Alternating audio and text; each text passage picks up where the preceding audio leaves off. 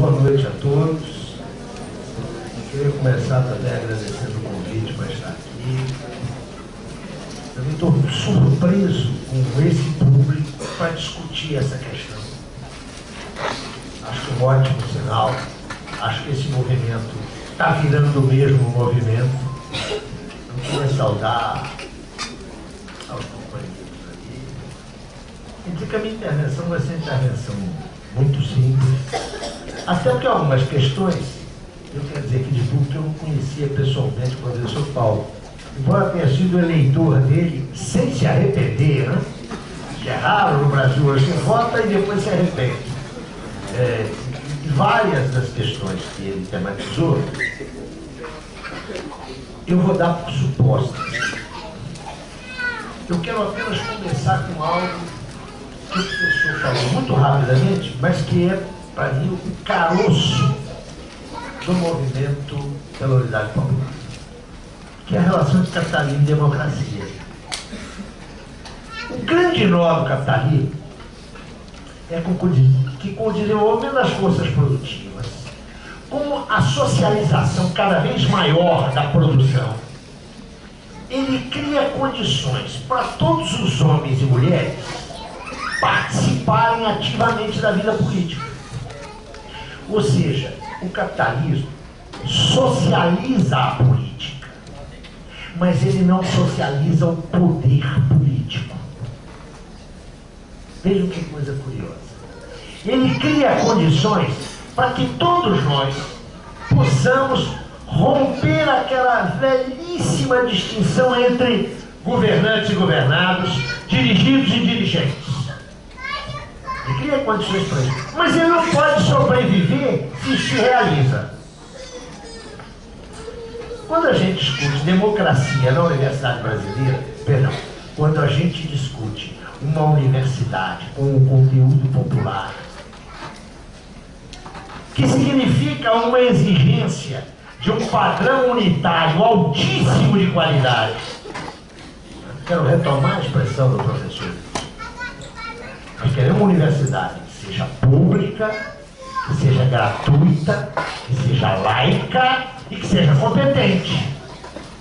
Ninguém aqui está contra a religião. Mas as confissões religiosas, se querem ter as suas escolas, que as abram e que as mantenham, sem um centavo do Estado. Então, a universidade que nós queremos é pública, laica, democrática, competente. Mas isso colide com esses valores que vêm lá de trás, como bem lembrou o professor, do liberalismo clássico, colidem com a estrutura da sociedade brasileira. Já foi mencionado aqui que é um liberalismo que chega encaixado sobre uma base escravocrata. Eu quero lembrar a vocês que o Brasil foi dos últimos estados autônomos do mundo a abolir a escravatura. E a aboli-la formalmente. Eu não nasci no tempo do Velho Testamento. Tá? Estou velhinho, mas nem tanto. Vocês sabem o que era comum no meu tempo de criança? É dizer assim para o menino: menino, faz trabalho de branco. Olha o que está contido aí. Preto não presta. Na minha terra, até hoje se diz, eu vou usar uma linguagem elegante, por favor: preto, quando não suja na entrada, suja na saída. Olha o profundo racismo dessa sociedade. Mas não é só racismo. É porque o negro é o escravo. Então o trabalho não é feito para a elite liberal. Eu quero lembrar para vocês, e todos sabem disso, que os primeiros cursos de nível universitário, cursos jurídicos, não por acaso estamos numa escola de direito, foram os primeiros cursos superiores no Brasil. 1824, 1825, salvo erro. As faculdades de Direito de São Paulo, que hoje é a faculdade da USP, ali do lado de São Francisco, e a de Olinda, que hoje está na Escola de Direito do Recife. Nós só tivemos universidade aqui, e eu conto isso e as pessoas acham que é brincadeira, quando um rei belga visitou o país em 1910. Havia que dar a ele um título de doutor honoris causa, mas não tinha universidade. Então o governo da República Velha criou o que é hoje a Universidade Federal do Rio de Janeiro, que saiu num decreto, concedeu ao rei, não sei se Alberto ou Leopoldo desses aí da vida, o título de doutor honoris causa. E ela não existia, ela é uma ficção. A primeira universidade que se constitui nesse país como universidade é a Universidade de São Paulo, a USP. Quem a constrói? E aí vamos para saber a quem o conhecimento serve. Certamente aqui há grandes admiradores da USP. USP, templo do saber. A USP foi construída pelos derrotados, pela oligarquia derrotada, em 1932, e teve como carro-chefe a família Mesquita. E ela foi construída com os professores, a nata dos professores franceses. O Chico tinha que saber francês para assistir às aulas na universidade. O que eu quero ressaltar com isso? O que eu chamo de tara elitista da Universidade Brasileira. Ela tem uma tara que acompanha desde a sua origem.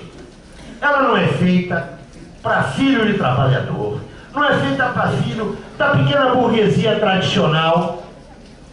Ela foi construída para gerar quadros a serviço das oligarquias. Mas como o capitalismo, mesmo nos trópicos, é contraditório, pressões sociais, a própria socialização da produção no Brasil começou a forçar a quebra desse monopólio das elites. Eu diria que os anos 50 e 60 foram fundamentais para isso. Eu sei que a maioria de vocês, ou suponho que a maioria de vocês, estudantes, pelo que eu vejo daqui, não devem ter muito boa impressão da Uni hoje, né? Eu sei, tudo bem, vocês não precisam falar, é o departamento do Ministério da Educação. Tá? Eu quero dizer para vocês que a fala do professor Riso me fez fazer uma viagem na história. Né? A greve no início dos anos 60 por ter um quarto da representação estudantil, os 25%. Quero dizer para vocês que o movimento estudantil contribuiu decisivamente para pressionar no sentido de reverter essa tara elitista. Eu não vou me perder numa análise histórica, porque a gente tem depois muito que conversar com vocês. Queria só sinalizar que essa tara elitista não foi revertida na Universidade Brasileira até hoje. O dado que o professor apresentou aqui é estarrecedor. Mais de 80%, segundo as estimativas que eu tenho conhecimento, 83% das matrículas no ensino superior são oferecidas pela rede privada. Quero chamar a atenção de vocês que nos últimos anos já há empresas estrangeiras operando no ensino superior brasileiro. Tá? O que não é uma coisa para a gente desprezar. Tá? Se o conhecimento é universal, a sua direção social não é universal.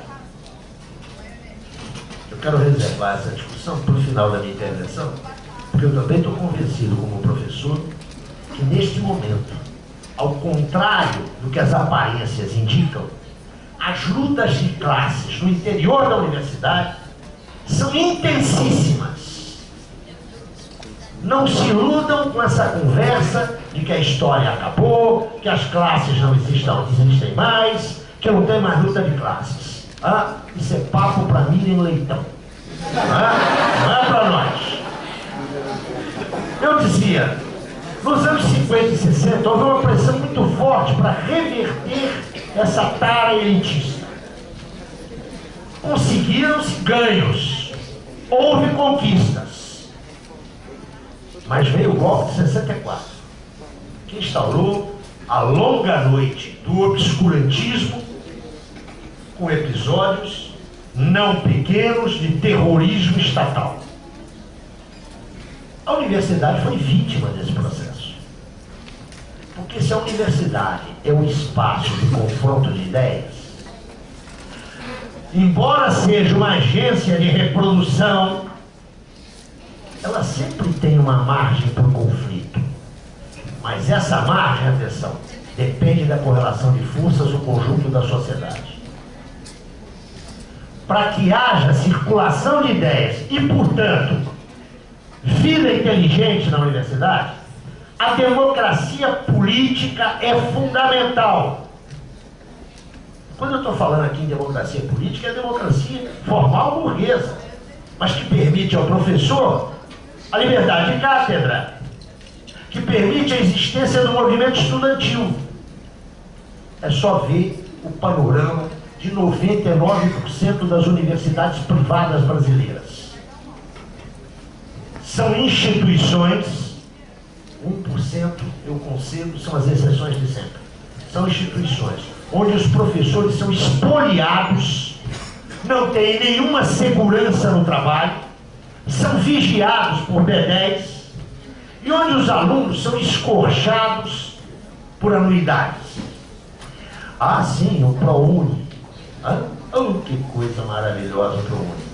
É só fazerem a relação dos investimentos no ProUni e o que redundariam esses investimentos na universidade pública. A diferença é brutal. O ANDES já fez uma série de intervenções nesse sentido. Eu não tenho aqui os dados, mas me parece, se eu estiver errado, o professor me corrija, o senhor teve nesse processo. Parece que 1/3 dos recursos do ProUni, nós reverteríamos o sucateamento das universidades, das existentes, e modificaríamos a política de planos e salários nas universidades. Isso é só para dizer o seguinte: a pesada herança da ditadura ainda nos sufoca como uma hipoteca. Apenas um detalhe que foi citado aqui, o Paulo Renato, que Deus o tenha, né?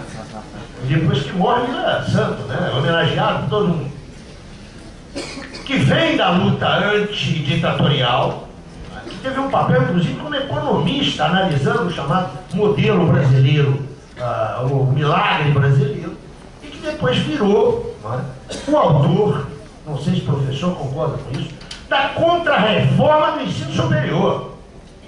É a partir de 1997 que essas indústrias que vendem a preços caríssimos diplomas aí nas esquinas começaram a pulular como cogumelo depois da tempestade.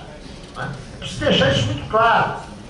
Paulo Renato tem uma responsabilidade enorme na situação da universidade brasileira hoje.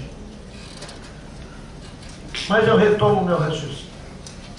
Essa tara elitista não foi revertida.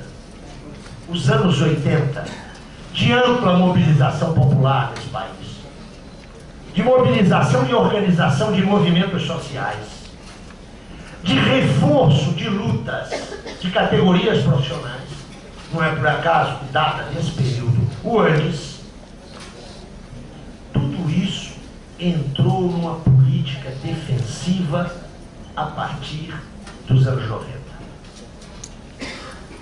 E o resultado qual foi? Naquele padrão unitário de qualidade, resultou um arquipélago de mediocridade com algumas ilhas de excelência. A Universidade Pública Brasileira hoje é isso.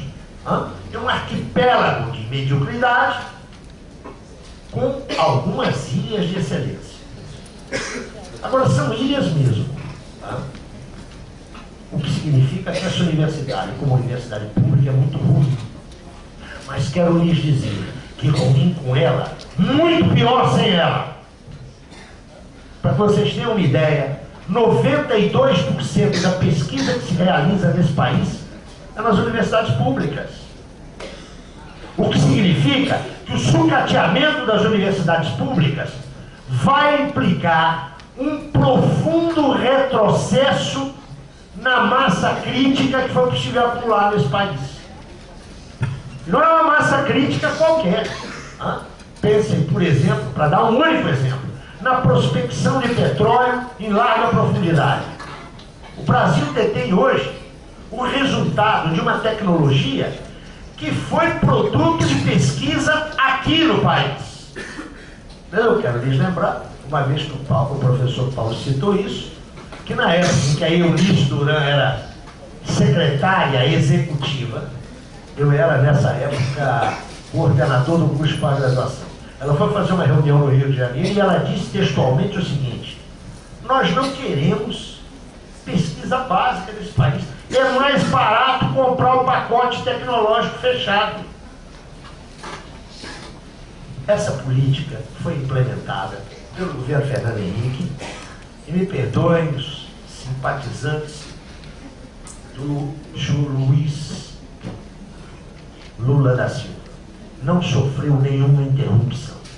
Pelo contrário, as agências de fomento, num tempo em que se diz que o fordismo está em crise, têm estimulado, desde o final dos anos 90, sem interrupção, o fordismo na pesquisa no Brasil. Os impactos disso nesse momento nós não sentimos imediatamente. Mas se aquele tripé foi uma conquista da Constituição, o tripé da funcionalidade universitária, ensino, pesquisa e extensão, ele está sendo substantivamente vulnerabilizado. Inclusive com a adoção nos últimos anos daquilo que retira o que ainda havia, eu diria, de criativo na universidade, que era a liberdade de pesquisa. Agora, os procedimentos dos editais diminuem cada vez mais a autonomia do pesquisador. Sem falar daquilo que me parece operar como um câncer com as suas metástases na Universidade Brasileira hoje. As assessorias e consultorias. Que é uma coisa seríssima, que é uma forma de cooptação de intelectuais, inclusive intelectuais até recentemente críticos. Isso significa que lutar por uma universidade popular é um problema. Mas também é animador. Por que é animador? Porque nós não somos delirantes, não é? Eu espero que nós não sejamos delirantes. Nós vamos trabalhar com os elementos efetivos, reais que existem na universidade. A universidade não é uma redoma. Não tem os seus canais completamente obturados com a sociedade. Ao contrário do que observam alguns equivocados, a sociedade brasileira, e quero entender sobre a nossa universidade, a Universidade Brasileira, a sociedade brasileira não está parada. Tem tensão explodindo em tudo enquanto é canto. Essa sociedade é uma panela de pressão que está submetida a um fogo altíssimo. O que nós não temos são organizações. A falta de organizações políticas que direcionem positivamente esse mal-estar que a maioria da população sente, isso pode servir de caldo de cultura para o fascismo, serve de caldo de cultura para a vida à margem da lei, serve como caldo de cultura ao crime e à contravenção. Na universidade, operam forças contraditórias. Se a universidade é um espaço de contradição onde há hegemonia, e como há hegemonia? Como há? Não imaginem que a universidade é uma fortaleza defendida por puros, assaltada por todos os lados, pelos assessores do Banco Mundial, do FMI e do grande capital. É um equívoco pensar nisso. O pensamento neoliberal está dentro da universidade. Comanda a pesquisa a serviço do grande capital. Direciona socialmente a massa crítica, ou seja, a produção de conhecimento. Mas não é só isso só que tem dentro da universidade. Na medida em que há na sociedade uma margem de democracia política, eu insisto que a democracia política só, com todos os limites que isso tem, mas isso reverbera na universidade. Na universidade há resistência, há núcleos de pesquisa, agrupamentos intelectuais que estão remando na contracorrente.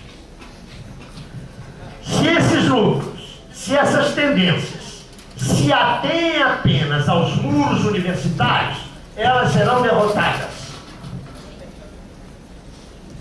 Não haverá universidade popular se a luta for travada por estudantes, por professores e por servidores técnico-administrativos. A universidade só avança quando essas três pontas têm uma programática comum, têm uma pauta de intervenção que, sem prejuízo das suas especificidades, professor não é um sujeito igual ao aluno. Aluno não é um sujeito igual ao setor técnico-administrativo. Existem especificidades nessas condições socioprofissionais, mas existem denominadores comuns. Se for possível unificá-los, e já há um trabalho feito quanto a isso pelas entidades sindicais, por uma boa parte do movimento estudantil, se for possível unificar isso, e se também for possível vincular as lutas estritamente universitário-acadêmicas às lutas da massa do povo brasileiro, nós não estaremos malhando em ferro frio. Não estaremos dando murro em ponta de faca. Falar isso é um bocado fácil, né? Difícil é saber como é que a gente operacionaliza isso. Eu suponho que ninguém aqui tem uma receitinha. Por isso se realiza este seminário, que já foi produto, como nos informou o Fausto, de trabalho anterior e que certamente há de prosseguir. Mas eu queria pontuar agora, antes de prosseguir, quase terminando, que é necessário unificar, naquilo que for possível, a pauta de demandas de docentes e pesquisadores, de servidores técnico-administrativos e de estudantes. E isso não se faz docemente, né? Nós sabemos que há tensões, sabemos que há conflitos, mas há um denominador comum de defesa de um projeto de universidade. O segundo passo é encontrar aliados fora da universidade. Esses aliados existem em profusão na sociedade brasileira. Existem em profusão. Mas o problema, sobretudo, está em saber como é que nós vamos direcionar esse movimento, direcionar essa luta. Eu sei dos caminhos que não devemos percorrer. Vamos lá. Primeiro caminho, o movimento pela Universidade Popular não pode ser um movimento partidário. Se for um movimento partidário,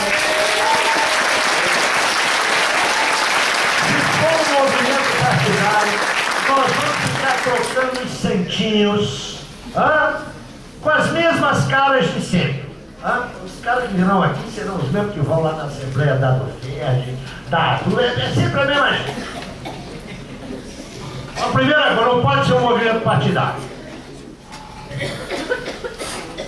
Segundo, os partidos e as organizações políticas não podem lavar as mãos diante disso.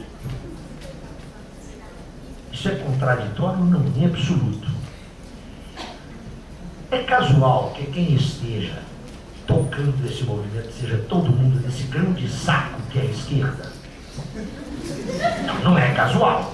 Então esse movimento é um movimento esquerdista? Não, não é. Se a esquerda que está na frente, nas suas diferenciadas expressões, que vão de movimentos a partidos políticos, é porque a esquerda, hoje, tem a obrigação e o dever de levantar a bandeira da democratização do conhecimento. Porque isso é vital para ela. É claro que quem está falando aqui não é um professor perdido no espaço, né? Ele me conhece e sabe que eu trago aqui na testa uma marca que a mim me orgulha muito. Tem gente que não gosta do que eu vou fazer. Eu trago a foice e o martelo aqui, né? Velho militante comunista. Mas esse movimento não pode ser um movimento comunista. Esta luta não pode ser uma luta segmentar. Ainda que ela trabalhe com uma instituição absolutamente específica, que é a universidade, ela tem que levar em conta a questão da educação nesse país. Não adianta discutir universidade sem deixar de lado o ensino fundamental, o ensino médio. Isso não elimina, atenção, a especificidade dessa luta, mas ela só ganha a sua efetiva dimensão se nós formos capazes de estruturar uma pauta que não nos deixe isolados. Como é que está meu tempo?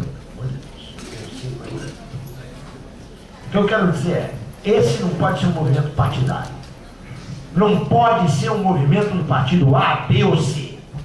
Mas os partidos têm que se manifestar em face dele. Com essa cartilhazinha, que eu quero dizer que eu li ontem, viu?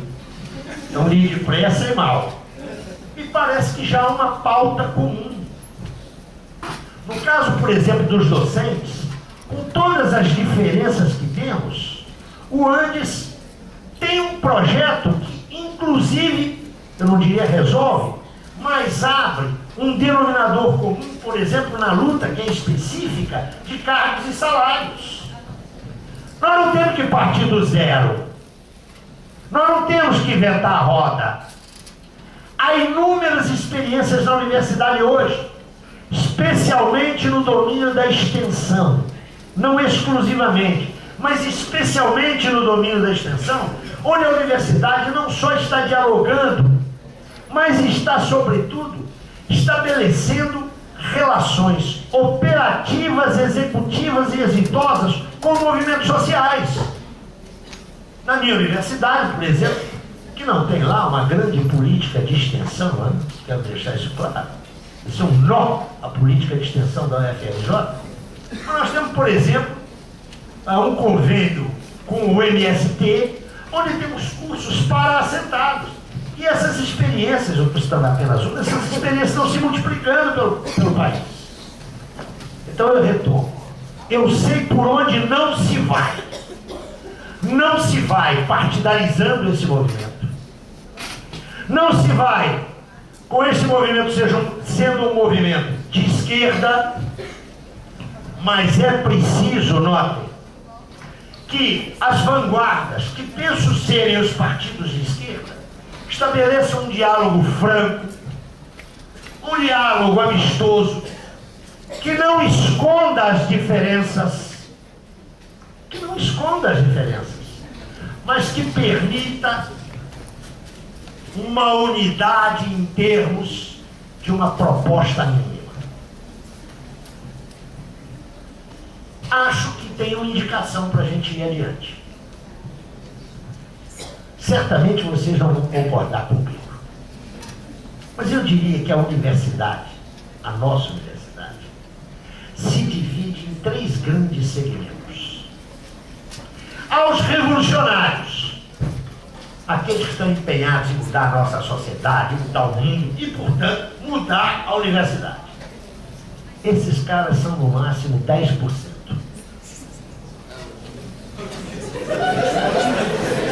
Eu sabia que vocês iam concordar comigo. Tem os reacionários. Reacionários. Restauradores. Mas quero dizer para vocês que esses são no máximo 10%. Os outros 80% são gente, e eu quero falar aqui, eu estou pensando na universidade como um corpo total. Estudantes, professores, servidores técnico-administrativos. Esses 80%, boa parte deles, é extremamente bem intencionada, é séria e está esperando alguém que dê uma direção às suas angústias, às suas inquietudes e às suas insatisfações. Se este movimento for capaz de dar essa direção, nós podemos mudar a universidade. É claro que eu não tenho ilusão de que nós vamos mudar a universidade sem mudar a sociedade. Mas essa pergunta é aquela de quem nasceu primeiro, a galinha ou o ovo. Eu me recuso a fazer isso. O nosso espaço de intervenção é a universidade. Entendamos, sem hegemonismos, essa causa não pode ser só a nossa causa. Ela tem que ser a causa da massa do povo brasileiro. Eu estou convencido que é possível reverter isso. Agora, num panorama onde a luta de classes na universidade opera com uma intensividade. Quero dizer para vocês que eu estou aposentado. Tá? 6 meses eu estou aqui, 7 meses eu estou aposentado. Mas atenção, eu continuo trabalhando. Né? Não recebo nada por isso. Mas eu acho que a minha trincheira é a universidade. Quero lhes dizer que mudar essa instituição é difícil, mas é possível. É possível. Eu tenho 64 anos. Quando eu entrei na universidade, tinha uma figura, não sei se o professor Riso pegou isso, ele deve ser mais novo que eu, a figura do catedrático. Não era catedrático por concurso em geral, hein? Era um negócio que vinha de pai para filha. Esse cara era o dono da universidade. Ele fazia o que queria na cátedra dele. Ele era inamovível.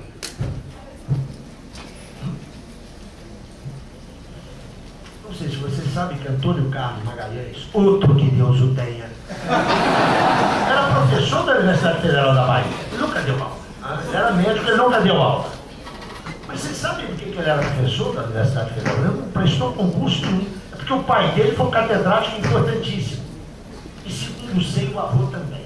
Era um negócio meio dinástico. Isso não existe mais.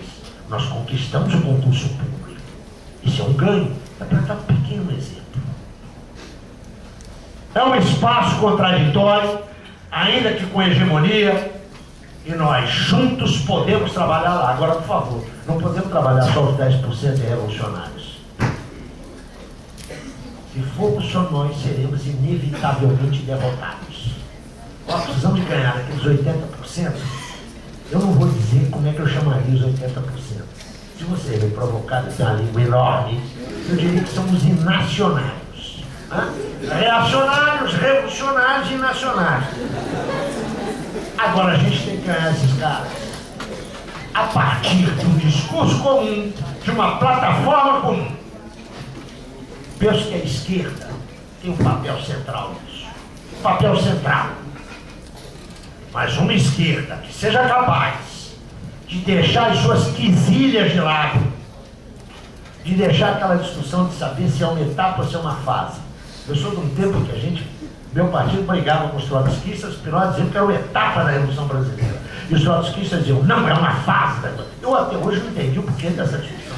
Deve ter as maiores implicações teóricas. Essa nossa discussão exige que cada um de nós tenha clareza teórica, tenha firmeza na defesa das suas posições ideológicas, mas tenha, sobretudo, a dimensão do caráter plural que essa luta tem. Todo mundo diz que não é proprietário da verdade. Né? Eu estou cansado de ouvir nos últimos anos. Quem é proprietário da verdade? No fundo, quando o cara vai fazer xixi, ele diz assim, mas o proprietário sou eu. Não dá mais para funcionar assim. As várias frações da esquerda podem e devem ter uma luta comum por uma universidade popular, sem a tara elitista, que não abra mão nem da sofisticação, nem da qualidade do conhecimento. Pelo contrário, nós queremos uma universidade popular de maior qualidade,